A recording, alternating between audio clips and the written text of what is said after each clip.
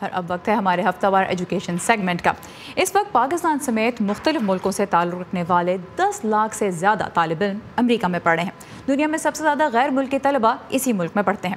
ان کی ایک بڑی تعداد سائنس، ٹیکنالوجی، انجینئرنگ اور میتھ یا STEM کے شعبوں میں تعلیم حاصل کر رہی ہے۔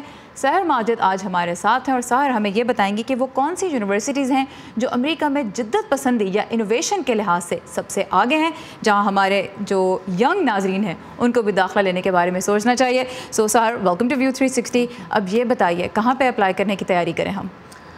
جی سارا، امریکی طالب علم خواہ STEM کے مضمون میں غیر ملکی طلباء کی نسبت کم دلچسپی لیتے ہیں، لیکن امریکہ اب بھی ان مضامین میں دنیا میں لیڈ کر رہا ہے۔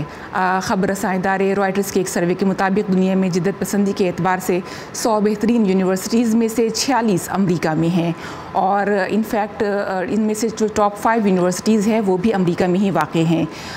جدت پسندی سے مراد یہ ہے کہ یہ ادارے سائنسی تحقیق پر بہت پیسہ خرچ کر رہے ہیں اور یہاں بہت کچھ ایجاد اور دریافت کیا جا رہا ہے۔ اس لسٹ میں نمبر 1 پر ہے اسٹینفورڈ یونیورسٹی جو ریاست کیلیفورنیا میں واقع ہے۔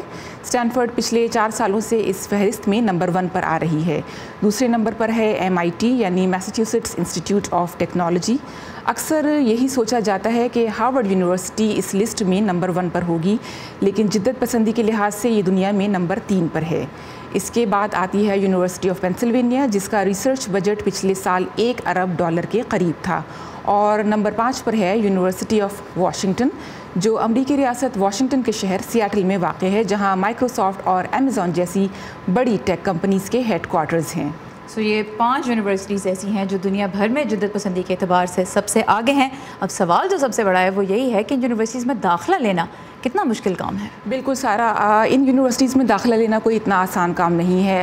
ہارورڈ یونیورسٹی میں داخلہ لینا سب سے زیادہ مشکل ہے، جہاں ہر سال داخلے کی 95% درخواستیں ریجیکٹ ہو جاتی ہیں اور اپلائی کرنے والوں میں سے صرف 5% کو ہی داخلہ ملتا ہے۔ اسی طرح MIT اور اسٹینفورڈ یونیورسٹی کا بھی شمار ایسے ہی تعلیمی اداروں میں ہوتا ہے جہاں پڑھنے کی خواہش تو لاکھوں لوگ کرتے ہیں مگر داخلہ صرف چند سو کو ہی ملتا ہے۔ آلرائٹ، سو ایک طرف ہمیں اب یہ پتہ لگ گیا ہے کہ بیسٹ یونیورسٹی STEM ایجوکیشن کے لیے کون سی ہیں، لیکن داخلہ لینا بہرحال بہت مشکل کام ہے، تو بہت ساری تیاری کرنی ہوگی۔ بٹ اچھی بات ہے کہ امریکہ میں اتنی زیادہ یونیورسٹیز اور اتنے زیادہ کالجز ہیں کہ اگر ٹاپ ناچ میں داخلہ نہیں ملتا تو کم از کم کہیں نہ کہیں اور کیریئر بنانے کا چانس ضرور ہے۔ سحر ماجد ہمارے لیے لے کے آئی اس ہفتے کا education segment. Thank you Sahar.